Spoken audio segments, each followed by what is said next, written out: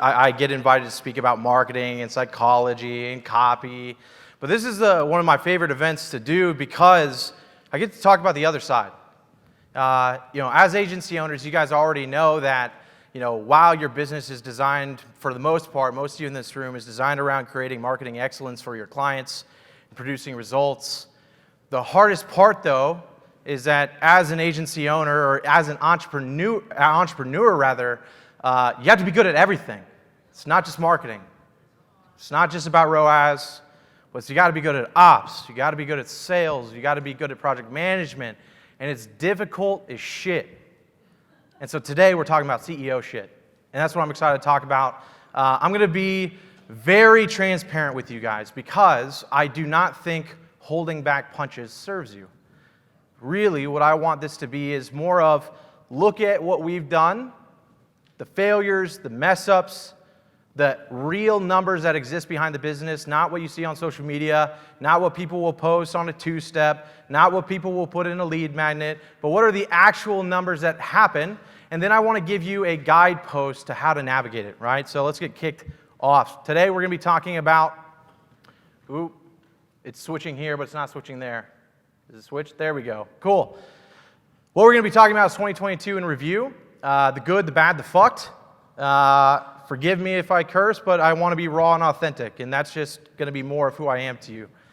We're going to talk about Heman, what happened there, what happened in Evans and Welch, which was a bigger company that I took over this last year, what happened inside of it, what did we mess up, what went well. We're going to be talking about building a real business, not internet business.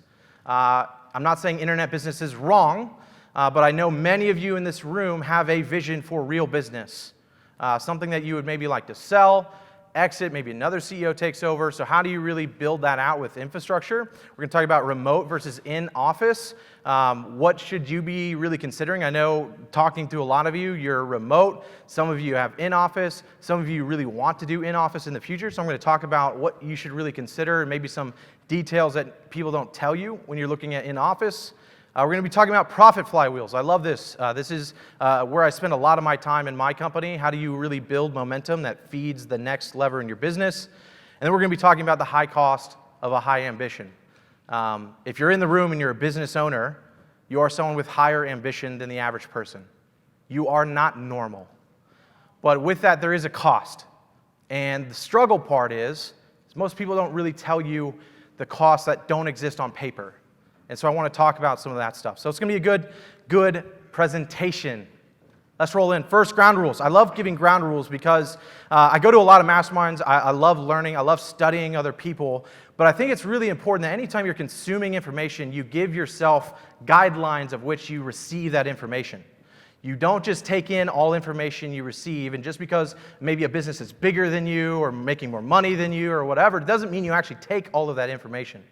You are your own business owner. You will have a unique business. And so first ground rule, directional education versus turn by turn. What this presentation is going to be is really more directional because I believe that serves business owners better than saying, here's my template, here's steps 1, 2, and 3. And it's a conversation that comes up a lot because we want the template. We want the step-by-step. It's easier that way. It takes pressure off because if we follow the template and then it doesn't work out, well, it's not your fault. It was the template's fault. It was the strategy's fault. It was the program's fault. It was the mastermind's fault. So I want to give you directional education because if you actually want to be successful, you must learn how to think for yourself. Success will come from you, and that's it. So it's going to be directional, and then it's really, you got to decide what you want. You've got to decide what you want. There's so many different ways to build a business. There's so many different ways to be profitable. There's so many different visions you can have, but you must decide what you want. What I'm going to show you is not the only way to do it. It's just the way I've done it. And so it's going to be really important that you decide that even as I'm speaking and things that I encourage you to do, you must weigh it against your own internal filter and decide if it actually matches what you want. Because if you don't want what I have, it might not be as valuable for you. Cool. Let's get started. 2022 in review. The good, the bad, the fucked. Before we begin, context on numbers. So Heman is my main company. This company started in April of 2020. And so we're a very young business. There's still a lot that I have left to learn. So please do not see me on the stage and think that I figured everything out. I have not. But 207% increase in top line revenue from Q1 to Q3 of 2022. Staff, 170% increase from Q1 to Q3. Profit margin decrease. 55% decrease in profit margin from Q1 to Q3. Very important. People don't like to talk about this stuff. They don't like to talk about the decreases in profit even though their top line is growing. Very important to know these numbers. I'm going to show you a little bit more why that happened. EW, which was the next company. This was a company that I stepped into as CEO in June of last year. When I stepped in Q1, or really their Q1 numbers, was an average monthly revenue of $858,000 a month, nearly 100 staff members, mixed between international contractors and full-time domestic. Overhead expenses, $870,000 in total. A behemoth. So, facts on paper, the highlights, what you would see on a post. At this point, top line revenue across all 4 brands, 2 organizations, Heman, EW, 4 brands in total, each of them had 2, $1.54 million a month in revenue. Staff across all, 141, 3 offices, 2 in Nashville, 1 in Charlotte, and I accomplished it all in 2.5 years, from April of 2020. On paper, that's what you see. On paper, that's what you'll see a lot of people online talking about, the rapid growth. What you won't see is behind the scenes, massive amounts of overwhelm. Overnight, I went from 40, 45 people to 140. Really big change, really difficult to go through. I was needing to rebuild teams, departments due to errors of past leadership, team, company, battling the need to really innovate in this company that I just came into, needing to innovate the bottom line products, but also needing to meet top line revenue. Because that top line expense, that overhead expense, was nothing that you could laugh at. So what I had to focus on was doing all of that, but while also my company is still new and I was getting pulled in 2 different directions, 2 different organizations that still needed me, and it was a massive amount of work, a massive amount of pressure to have to go to. So, what I want to talk about here a little bit, because I'm going to come back to that, in good marketer fashion, I created an open loop. I'm sure now you want to know more details. We'll come back to that in the presentation. But what I want to talk about is infrastructure.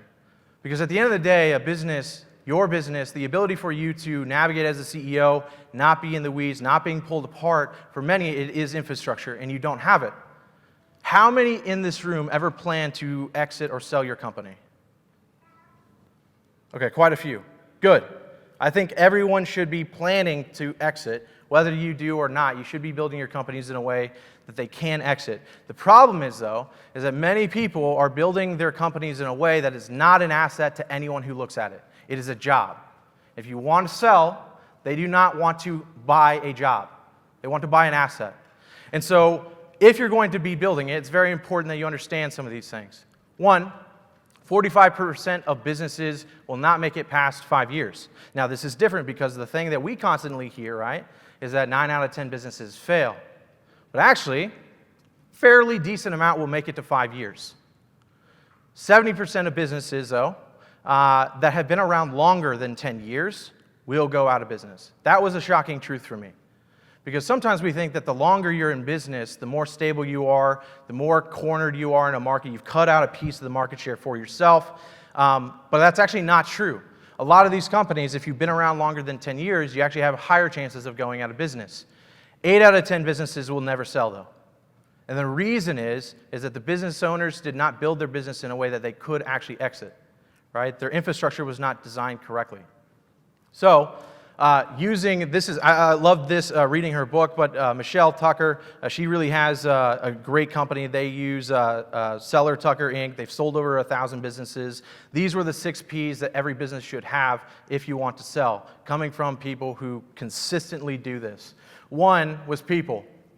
People.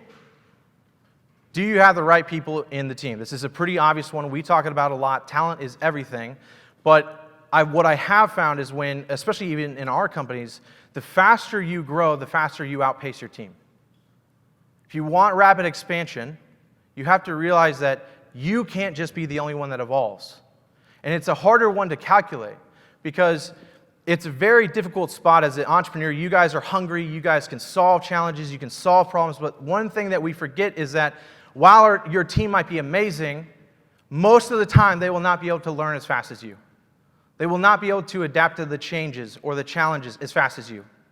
And while you might believe in them, and some can, the vast majority of them will not. And so as you're growing, it's very important to keep in mind of future pacing your team. Right? What do we not have? 2, process. Is your process designed and with a customer experience in mind? Is it efficient? Is it productive? Is it documented? While you might be great at what you do, if it is not in a great documented level, the higher up you grow, the further distance you will have from your team to be able to train them. Right? In the beginning, it's very easy. It's one-on-one Zooms, they're over your shoulder, you're probably still doing a lot of the work.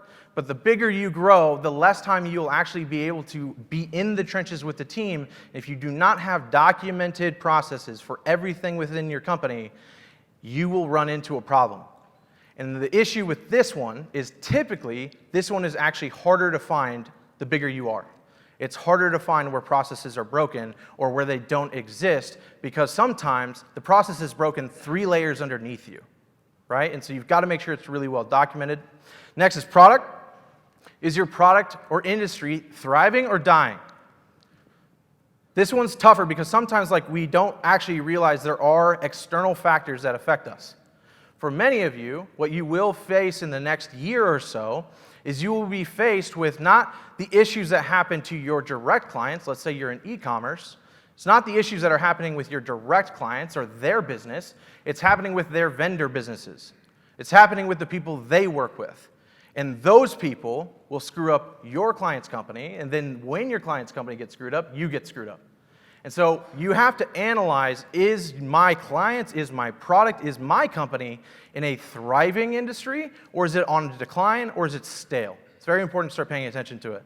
People don't want to buy something that is in a stagnant market. They want growth. Proprietary. Do you have intellectual property, brands, trademarks, patents, databases, contracts, IP, real estate?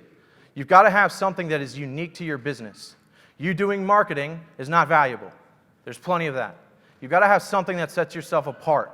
Because especially even in an industry that's stagnant or has risk of being stagnant, you have to have something that still sets you apart, that if someone wants to buy you or you want to exit, well then there has to be something that keeps your spot, your moat, as Warren Buffett would call it. What is your moat? Next, patrons.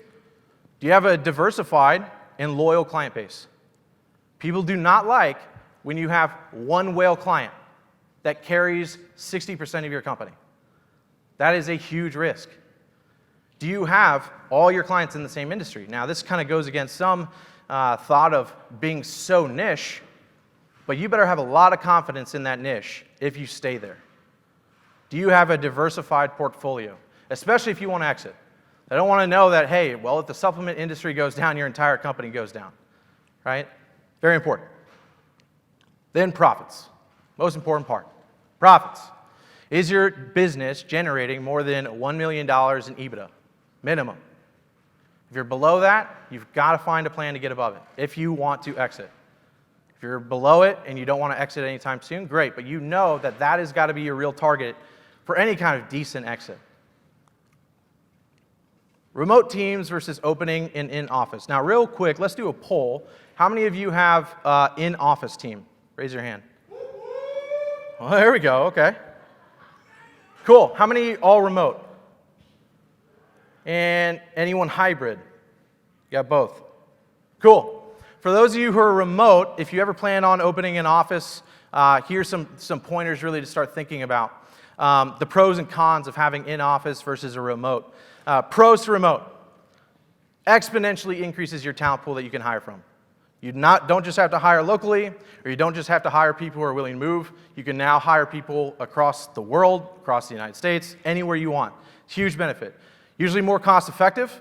People will take less money if they know that they can be remote. Not paying for office, overhead, supplies, internet, insurance. Cons to remote, though. Low visibility and staff oversight. It's a difficult one. When you have a team of high performers, this typically reduces if you spend a lot of time hiring the right people. But as you get bigger, the more costs that your company will face due to having people who are not online when they should be, not doing the right things when they should be, it adds up. If you add it up even just 4 hours a week, but you have 50 staff members, it adds up quick. Next, personal and business life crossover. This is one of my bigger things of why I like in-office is because we have no control on what's happening around them. We have no idea if while that they are trying to focus, trying to work, they are getting yelled at by their spouse, or their kids are screaming in their ear. You have no idea what is happening in their own personal lives, and it's very difficult, and it will lower productivity. It'll lower their happiness. And it also, the bigger side, if any of you are remote, you already know, it's hard to disconnect. You wake up, you walk a few steps, now you're working. Then you get up, you walk a few steps, and you're sleeping. It's very hard to get a disconnect. And so when you're remote, you have to also understand that that is an aspect of it, not only to yourself, but to your team as well. You'll notice that a lot of remote teams, the remote team, if they are very committed to the company, their personal life is almost non-existent, just because it's very hard to disconnect that, right? And then require much more time to train and much more culture building. If they're not in an office, you've got to spend a lot more time doing it. But there are a lot of pros to it. Pros to in-office: increased connectivity and culture building team. It's very easy. Everyone's around each other. It's easy to talk, to go out to lunch. It's very nice. Stronger work-life boundaries. This is that whole thing. It's like now once they're gone, they're driving home, they're disconnected. They have that very clear line between when is it work, when is it office. Faster training and team development, very clear. Makes a company and vision feel real to customers and staff. There is something about having an in-office experience that makes your company, your vision real. To your team, they can see it, it's tangible, and to customers. It's just a fact. Cons: overhead, rent, supplies, utilities, etc. Commuting times for teams, it eats into productivity time. And increased sick days. It's just because people are around each other. When people are around each other, they get sick more often. And then once one person in the office gets sick, it works its way around to everyone else. So, a couple things to think about here. Not saying one is better than the other, but something to consider. One, remote workforce landscape. On average, employees will spend about 40 minutes per day commuting. During COVID-19, 70% of full-time workers are working from home. After COVID, 92% of people surveyed expected to work from home at least 1 day per week, and 80% expected to work home at least 3 days a week. 59% of respondents said that they would likely choose an employer who offered more work than those who don't, and 23% said that they would take a 10% pay cut if they could just work from home. Something to consider. You can get great talent for even less if you offer remote. Big one, this one's cool. On average, it's estimated that an employer would save about $11,000 per year per employee if they were remote. This is because of the office expenses. This is because of the increased pay. This is because of the supplies. It's because of rent. So it's a very interesting one. It's like when you're considering even the long-term vision, that's ultimately what you got to come down to. Do I have a long-term vision for in-office, and are these expenses worth it? They also said that the average employee will save $2,500 to $4,000 per year due to lowered costs of travel, food, parking, insurance, all of that stuff. So even recognizing that remote-based teams can actually give money back into the pockets of your employees, which is a very interesting thing to keep in mind. Office leases. If you plan on getting office leases, here are my recommendations. One, never sign a lease unless you're absolutely positive that in-office is a part of your long-term vision. You need to make sure that in-office is a part of your long-term vision before you sign a lease. You don't want to just make the decision because it's like, I want to control them more, I want to see what they're doing, and I want to be able to look at and play Big Brother. But you've got to make sure that what you're trying to build as an organization requires the office and it's a part of what you want. On the contracts, though, I personally, I know people have signed longer, but I personally, especially if you're a younger company, if you're less than 5 years, I don't like signing anything longer than 2 years, 3 years max. And even when I do, I want to work into the contract the ability to move into a bigger space if we outgrow it. It's very important because they love to catch it on it if you want to do that. But working into your contracts, the ability to go, hey, we're growing really fast, we're a young company, we need to make sure that we have the option to move into a bigger space. And if you don't have a bigger space for me to move into, I need a way to get out because we're growing quickly and we don't plan on slowing down. Next, though, negotiate ways to break the lease. You've got to do this. This was one of the crushers that happened at the EW companies. Is we were paying nearly $70,000 a month for our offices, and we did not need them. But they were locked into 7-year contracts. 7 years. Very long time. You do not want to do that. You need a way to break the lease, whether it's subletting, the ability to sublet, a 3-month rent cancellation, or a 6-month notice cancellation. And then finally, make sure you negotiate. Never settle for just what's in the contract. Negotiate the contract and what you can get. If you cannot negotiate the price per square foot, negotiate something else. Negotiate free rent, free painting, signage, a remodeling budget. We, at our offices, we got 3 months free and no deposit. Wasn't in the contract when it started, but just ask. People want it, especially now if you are looking for an office right now. There's a lot of people willing to wheel and deal here just because the commercial space is not great. So there are places there. And then finally, no personal guarantees. Never sign a personal guarantee for your commercial building, for your office space. Just don't do it. It's not worth it, right? Cool. Flywheels within your organization. I love this because this is really what can start to build your company with more momentum, especially if you're a solo founder, you don't have partners. You need things in the company that build momentum on top of each other, right? Especially if you cannot be the visionary in every single department, every division. You need to find the things that if we can focus on this, it naturally increases this, and that naturally increases this, right? Looking for flywheels. If you don't know what it is, here's an example from Amazon. Amazon's flywheel just looks simply like this. Lower prices on more offerings. That allows them to get increased customer visits. That attracts more third-party sellers. That allows them to expand their stores and distribution. Therefore, they grow revenues per fixed costs because now they have more warehouses. They can spread out logistics, lower transportation costs, fuel costs, all that kind of stuff. And then they get to increase more low-priced offerings. And it just keeps going around in circles. The more they focus on each of these things, it builds the momentum for the next section, which then makes them who they are today, right? So for the ours example, an example of ours is like businesses want to work with Human Media. That's what we want. Because of that, Human attains experience in running successful ad campaigns. And because of that, we take that insight and we train other marketers on strategies in our Human X program and our staffing company. And because we do that, we gain more reputation and brand as being dominant marketers. Therefore, it brings more people that want to work with Human Media, right? So in the simple terms, all you want to look for is what do you want? What do you get by getting what you want? Then what do you do with what you get? And then how you're doing it creates momentum for what you want. In the most simple way to think of it, right? A lot of you have agencies and you get a lot of data all the time. What are you doing with the data? Is it just to keep the client for the next month? Or can you do something else with that data, with that insight, with those strategies, with those templates, with the creatives? What can you do with that stuff? It's the whole sawdust theory. How do you make sure you're using every aspect of your company to build momentum for the next level in your company? So if you are producing insane amounts of content, that's amazing for that client, but then what can you do with the insights that you're gaining from creating all that content? And then that can feed into more lead generation and feed into momentum. It can even work on the more micro levels, right? It can work in the more micro levels. Let's say if your goal was talent acquisition, right? What I want is the talent acquisition, high levels of talent. Well, if you get high levels of talent, then what you get is increased output, increased effectiveness. When you get increased output and increased effectiveness, you get better results for your clients. When you get better results for your clients, you get more brand reputation to others that are like you in your agency. And when you get more reputation, you get higher level talent, right? It's just a cycle. It's a very simple concept, but the more time you, as a business owner, you have to be the one thinking about this. How do you build the momentum here?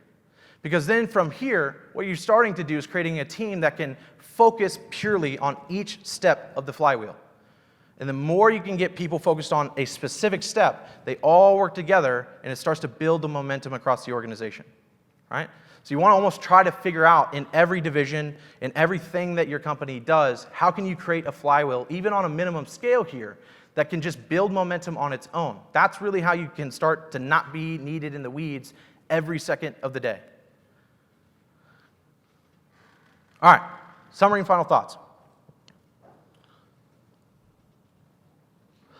Be wary of paying too much dumb tax. I love Keith Cunningham. His book, The Road to Less Stupid, is probably one of my top 5 favorite books of all time. What he says is I think smart people learn from their mistakes. I think wise people learn from the mistakes of others. You've got to continually try to figure out, how do you not be a trailblazer? As entrepreneurs, sometimes that's the sexy thing. We want to consistently look at, how do we blaze the trail, be somewhere that no one else has ever been before. But the more as a business owner you can lean out of that a little bit and get a little bit more practical. Realistically, almost any challenge that you're facing on a day-to-day basis, someone has gone through it, someone has figured it out, and someone has displayed the information somewhere else. The more you can glean from insights of other people that are where you want to go and have solved what you're trying to solve, the better. Next, decide what you want to do. Pay in green or red. There are only 2 options. Red is the time, the stress, the blood. Green is money. There are times to choose one or the other. But what you've got to really sit down is, when you are facing an issue or a problem, which one is higher value to you at that point? In the beginning, when you're smaller, most of the time you're going to lean into the red. You've got to spend the blood, the sweat, the tears, the energy, because you don't have the green to pay for it. But as you grow, the complexity is to start to come between of, when is it just worth paying the green? If you're considering when is the right time to hire, what's the moment that it becomes less painful to release the cash than it is for you to stay in it? There is really no guideline here, because you're a business owner. That is the beauty of where you are. You can make that decision. You can make the decision to lose money or to release money and gain sanity back, right? The business space is constantly changing. You've got to be ahead of the game here. Remember, 70% of businesses that have been around longer than 10 years do not make it. Why? It's because they fail to innovate. Times change. Technologies change. Buyer-consumer behavior changes. You've got to consistently be updating and continuing to move what you're doing forward.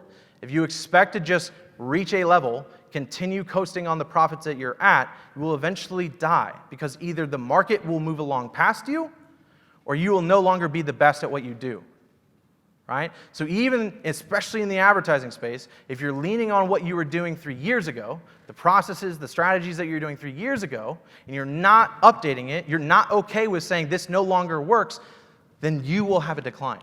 You've got to keep it in mind. Finally, this is where I kind of want to change the tempo a little bit. The high cost of a high ambition. Learn to create margin in yourself. Your health, your biology has limits. We like to run and gun. We sometimes crave the 48-hour workday. It's a weird, twisted part of an entrepreneur's psyche. Sometimes we like when our back is against the wall, we've been punched in the face, but you will have limits to this. One of the biggest things I really had to shift for myself in 2022, and ironically, it probably wasn't even for the right reasons, but my health was something that really, in a big way, I let go. Because in my head, if I went to the gym, if I ate lunch, if I ate dinner, I was robbing clients of time that I could have been dedicating to them. I know some of you feel this. You're in a spot where you're not allowing yourself to take care of yourself because you think it would be selfish. I had to really change in 2022 because when I went from 40-some staff to 140 overnight, what I realized was that I am Michael Jordan when I am on. But I am robbing my team because I can't show up because my brain is tired. Like I literally don't even know how to function. My confidence completely went down. My problem-solving skills went down. My biology was not functioning correctly. And so for me, the big shift actually was just I wanted to be a better CEO. And so that was the reason that had to push me in. So you've got to find whatever it is, whether it's related to business, because you realize you will not be able to be either a respected or a good CEO if you're out of shape and bad and your biology is in the dumps. Or on the flip side, it's just because you realize you're more important.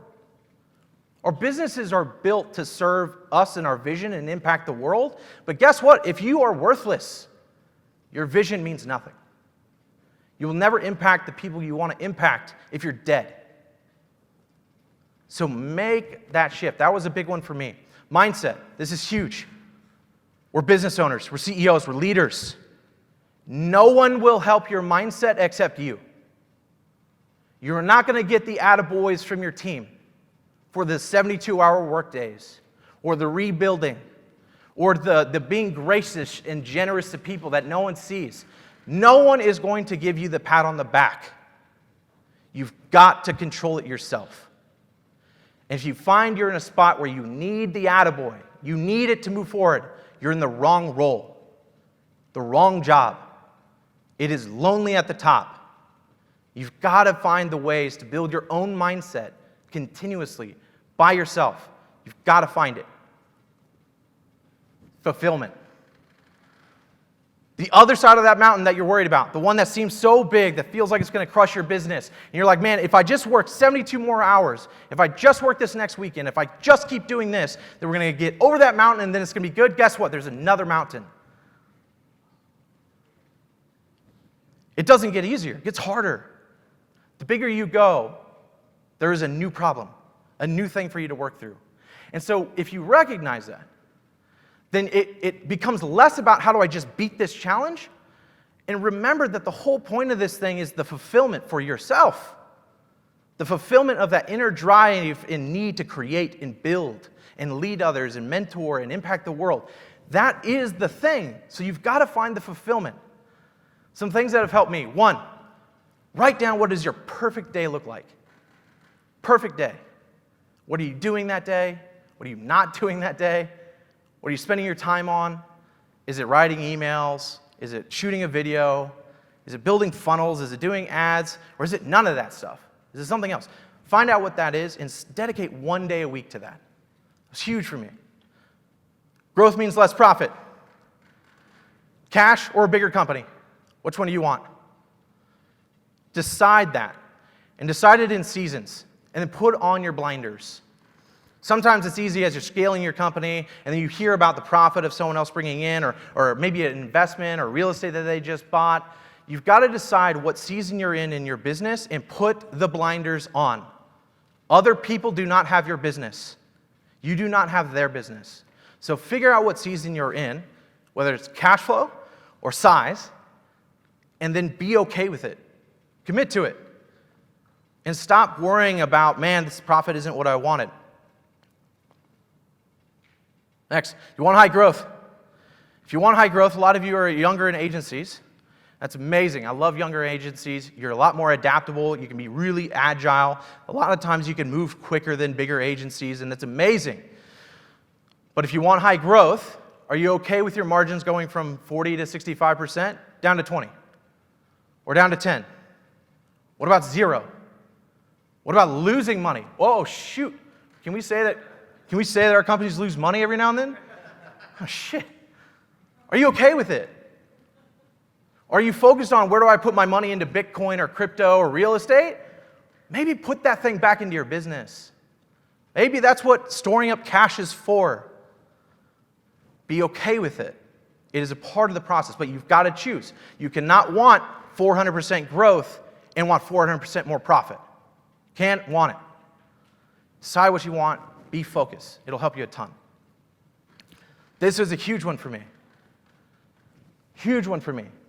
I think one of the looking back at 2022, looking back at maybe the mistakes I've made, the calculations I didn't see, the interesting part is everything that went wrong in the EW company, I had calculated on paper.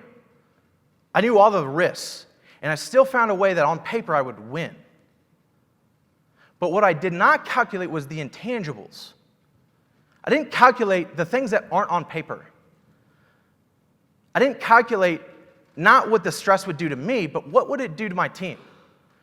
Are they ready for the increased stress? Are they ready for the increased responsibility? You've got to combat that with, is their role and responsibility crystal clear? Or is your team that can handle ambiguity? They cannot, just FYI, they cannot handle that. So don't do it. If it's not written on paper, every single thing that is expected to help your company organize and win, and they have crystal clear confirmation on it, you need to get that written down. Second, is your vision so clear that they can navigate in fog? There will always be fog, especially if you're growing.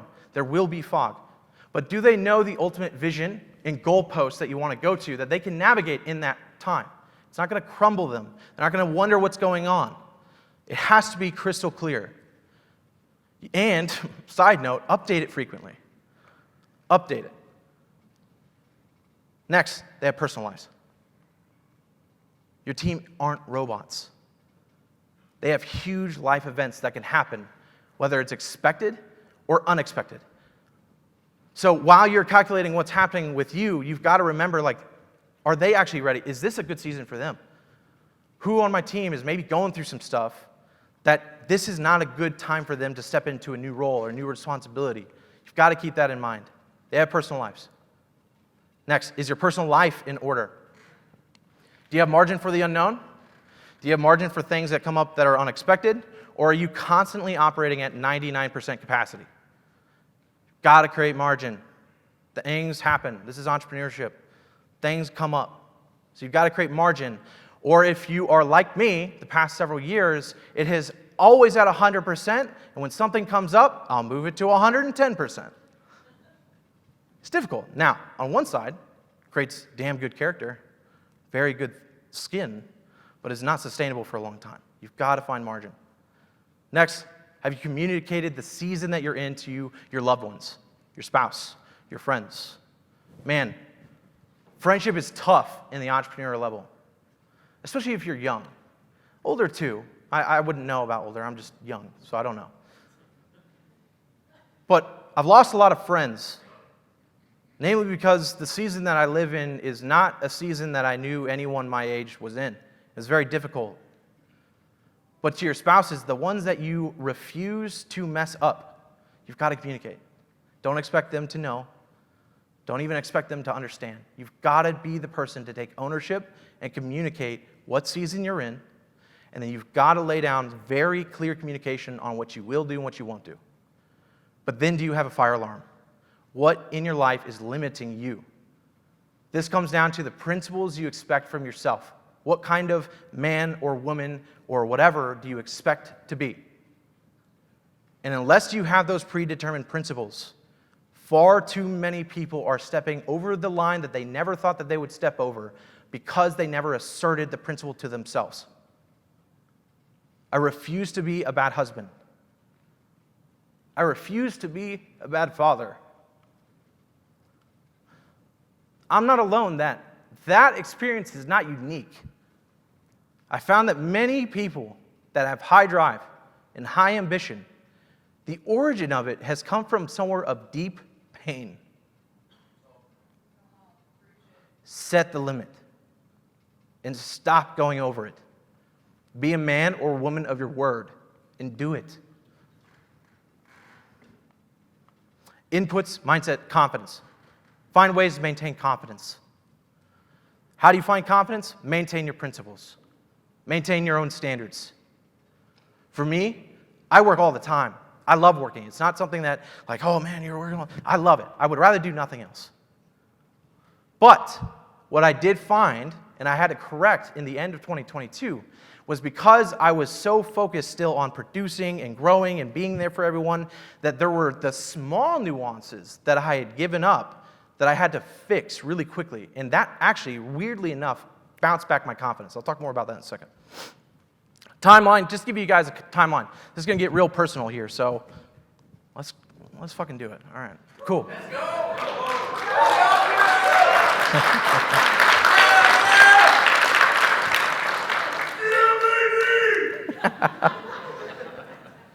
The right person to speak after lunch. March 2022, my wife and I were going on a date night, and it was ironic. We were living in Missouri at the time, and we were leaving, and there used to be this place that we would go to in high school, because we'd been dating. I got married when I was 18. I'm like one of those weird people. In high school, we would go to this place. It's kind of like a Dairy Queen, basically, and we would go on date nights there because we were broke as trash. And we were driving past it, and the idea was like, hey, we should go back in there and like sit down and have a date at the booth that we'd always sit at. It was really cute, right? So we walk in, and what we didn't know was that their soda machine was leaking, and my wife was in 4.5-inch heels. She was looking good, by the way. And she slipped. Snapped her ankle in 3 places, right off the bat. Now, the interesting part was we were planning to move in a few weeks, and that caused issues. In April, we moved to Nashville, so she broke her ankle about 3 weeks before. It was a very difficult time, not just because, obviously, a broke ankle sucks, but she couldn't get surgery because we were moving in 3 weeks. And so they said, well, you have to wait. You would just need to get surgery immediately when you get to Nashville. And it was a very difficult time because my wife, we have, just over a 1.5-year-old Beckham. He was in the room earlier, but she was still breastfeeding. And so she couldn't take the pain medication that she needed to because she was breastfeeding, and she didn't want to stop. So she was in an immense amount of pain constantly. We couldn't drive to Nashville because you can't sit in a car for 8 hours with that broken ankle. We couldn't go through an airport because it was insane pain, and so we ended up needing to hire these movers to get everything to Nashville and pack everything because obviously she couldn't do anything. We needed to get a private jet because it was the easiest way to get her transported to Nashville with the least amount of pain. So that was interesting, but then we get to the house in Nashville. We get there, we're about 3 days before closing, and our loan officer ghosts us. Ghost of the wind. No idea. If you guys remember the housing market, it was on fire. And we had put down $100,000 for the house that we wanted. And we told him, it's like, we don't know what's going on. Our loan officer is ghost in the wind. We don't know. Could you guys extend the contract? They said no. Because they said, your house is appreciated at this point about $300,000. If you cannot pay in the next 3 days, then we will just keep the earnest money and we'll just sell it, because we'll sell it tomorrow. So I had 3 days to try to figure something out. In the meantime, I put our family in a hotel. Her mom, my mom were with us to help her with the ankle. Put them in a hotel, then had to put our dogs in a hotel.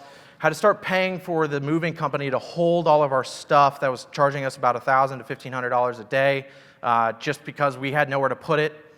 And then we all came down with a flu. Right when we got into, right after the hotel, we went to an Airbnb because it looked like it was going to be longer. I was throwing up 10 times a day. In the meantime, I was calling every mortgage company I could think of to see what was going on and see if anyone could help us. And all of them basically said, like, there's literally no way we could do this. At minimum, we need 15 to 20 days. This just 3 days is not possible. I finally called enough and found one company that gave me to the owner, and I got to talk to the owner, and he was like, sure, I'll give you the money out of cash in my hand. I'll just need $80,000, and then you'll have to refinance through our company here, and so that'll be how we do it. So long story short, what we thought was going to be $100,000 to move it into our house turned into $350,000 in cash that I just had to burn to get my family into a home because my wife was in a ton of pain. And I was feeling that pressure of, I have a successful business, but is my family literally going to be on the street right now? And my wife is literally shivering constantly all day because she's in so much pain. So that was April. Then naturally, the next month, lawsuit to that restaurant, clearly. And then legal issues with the office space that we were originally going to go into with Heman. They had dragged their feet, essentially, and around this time was when the news of me potentially taking over EW came around. And so we had signed the contract already about 3 weeks previous. We hadn't received anything back from them, and so I got that call, and then immediately we sent them an email and called them, let them know, hey, go ahead and cancel the contract. It's not executed. We need it. Well, about 3 hours after we sent that email and call, we got the executed lease back. And then they immediately sent a lawyer letter saying, you will pay this or we will sue you. So that started in May. June, took over as CEO. You guys already know a little bit about the team sizes, all that kind of stuff. Had to dive into all the data, all the aspects of the company, and create new vision for a company, and I needed to do it in about 7 to 14 days. Because the companies were not in a good spot. I had to turn things around really quickly, and so my days were consumed trying to figure that out. July, I had to lay off 38 people inside of that company. I'd never laid off that many people before, and I hope no one really has to do that. But that was not easy. But it was something that I knew that if I wanted a company or a vision to live, I had to do it. Fed increased interest rates, hiked interest rates. What I did not know inside of this company, we were using a finance company, and about 90% of all sales were going through that finance company. When the Fed increased interest rates, that finance company's approval rate on loans went from about 95% for us down to about 5%. Uh-oh. So that was a huge change that I didn't know about. Had to rebuild. Sales team needed to get rebuilt. Their training processes were completely off. The leadership in place was pretty off, and so there was a lot of changes that needed to get made there. But now I'm forced here of going, okay, the thing we were relying on is not working. We need to figure out a way to adapt here so that we can keep the lights on and keep this thing going. And talent acquisition. What I realized is like when you have that much infrastructure challenges, leadership challenges, people in the wrong seats or on the wrong boat, a lot of talent acquisition. So it was almost like an outbound effort for me of going to all the people I knew about and telling them what I was trying to build and seeing if they would come in and help me do this thing. And it worked actually really well. We had a great team come in, and it worked awesome. I don't know why the slides did that, but great. August, depleted cash flow. Massive depletion in cash flow just because of the interest rate changes and the sales that are coming in. And the sales team was completely broken. As I kind of said, the process for sales was completely wrong. And then culture issues. This is an interesting thing to think about.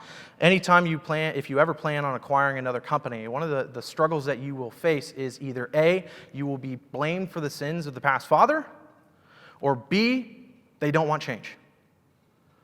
And both of those things were happening at the same time. It was very, very difficult. It was trying to be all things to all people at that time, which was actually a mistake and a lesson. If you are the CEO, you are the vision. Stop adapting your vision to your team, even though you love them and they're great. Stop adapting your vision just to make people happy. You've got to own it. You've got to own your vision. Own the plan. And be okay if it's wrong, but it's yours. You will find the best people, the best talent, respect that way more than one that is changing the vision all the time. Get to a spot in your own confidence. Be so clear in where you're going that, hey, if this is not a good fit for you, that's great, but we are moving along anyway. You keep up or get out. You've got to develop it. September, ultimately shut down EW as an organization. What I realized was that what we were building as a product and as an offering was amazing, and I wanted that vision to live. And so the question became, do I keep it in the vehicle that is drowning and we are going to have to hustle to break even? Or do we kill it and allow the asset to live in another company? So ultimately, we shut down that company. 50 people, over 50 people in a single day on a Zoom call. That was tough. Asset migration, we moved the products and created the new product HQ inside of another company. And then October, I was reintroduced more realistically back into my original company, Heman. I was gone for a long time. I was gone for 3 to 4 months. And it speaks so much to the team aspect, right? Because our company had actually hit record months while I was away. It speaks very highly to paying attention to great team. But even as it was doing so well on paper, when I came back in, there were culture issues, there were process issues, there were confidence issues. And for me, it was confidence issues. I felt like I hadn't been winning since June. I felt like technically March, I guess. It felt like every month there was something coming, and I forgot what winning actually felt like. And I had to really re-engineer that. So that was a big shift going into October. Then legal issues from the company that I had for 4 months. Then my twin stopped talking to me.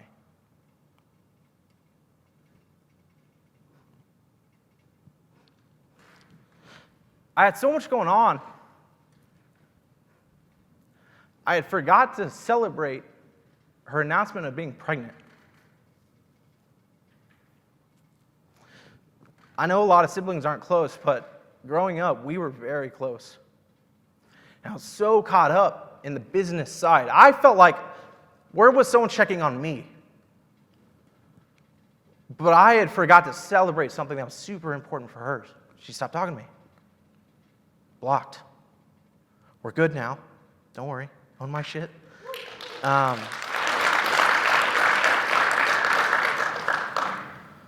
But that year was hell for me, and I ignored everything else outside of it. And so relationships come into it. And then my mom needed help. For the past couple of years, I retired her about 2 years ago. There's a lot of history there, but she needed a lot more help this past year. And it was just like another thing on the plate. It's like, all right, cool. Everyone just keep dumping the problems. I'll just keep handling it out. And you guys don't know what that feels like, I'm sure. So, I'm probably the only one in the room. But she needed help, and so it's just another thing, right? But there is light. You can do this. 2022 weaponized me in a way that I wouldn't have considered weaponized before. Like when I first started my company, and it was ego. I was the guy that's like, I literally can print money. Just let me do it. And I was this aggressive of like, any challenge I face, I meet it with aggression and fast action, and that's how I win. That was winning for Ashton for the first several years of the company. But when you have a year like 2022, man, I forgot what winning felt like. I forgot. Even though on paper things were fine, I forgot what winning felt like. But in that, last year, right now, my health is better than it ever has been in the last 6 years. I've cut a lot of weight, put in a lot of hard work. I got the dietitians, I got the personal trainers, I got the mindset coaches, I got the person preparing my food so I didn't even have to do it myself. I had Uber Eats bringing smoothies to my office every day. I had to dial in because I wanted to be a better CEO. My marriage now is better than it ever has been. We've been married 8 years, we'll go on 9 years this year. I'm a better dad to my kids now than ever before. I'm present with them. When I'm out of work, I am out of work. My companies grew over 200% last year, even with all the shit. My vision is clearer than ever. I don't think on 1 year, 2 year, I think on 10, 15, and 20 years. I'm reading and learning more than ever before. My net worth grew 400% last year, and I'm thinking deeper and more strategically than ever. You can go through an immense amount of shit. There are people in this room that have probably gone through way more shit than I went through last year. But I am up here because I want you to know, one, you're not alone. 2022 was a kick in the nuts. But it was also the best fucking thing that ever happened to me. I compressed the experiences and pains that many people don't go through over 5 years down into about 4 or 5 months. And that sucked. But damn, I'm so grateful for it. And so for anyone in this room that feels like last year sucked and you don't know if you're good enough, you don't know if you can make it, you don't know if you're really the CEO that you thought you were, shut the fuck up. You got it. The last thing I'll leave with you guys here, there's a conversation I have with my team when they have low confidence. In a high growth company, it happens a lot. You'll find that your team is in situations they've never been in before. They're having to solve problems they've never been in before. And so it's really important that you allow yourself to walk them through it if you want to have that kind of startup environment. The next best thing is just to go get people who have already done it and already been there. Honestly, that's a really good move. You need to do that. Your leaders should have been there, done that, if you can afford it. But the conversation I have with them, it always comes down to, will this break you? Like, is this the moment that you break? Is that the final straw? The thing that just happened, the thing that's not going your way, is that the thing that you quit and give up? If it's not, then get up and move forward. Some of you have just been sulking in it, letting the emotions sit with you. Ask yourself if it is the moment that it breaks you. If it is, good, go do something else. But if it's not, get up. It does not serve you to sit there and wallow in it. People need you. Your team needs you. Your spouse needs you. Your friends need you. This world needs you. So get up and move. That's all I got.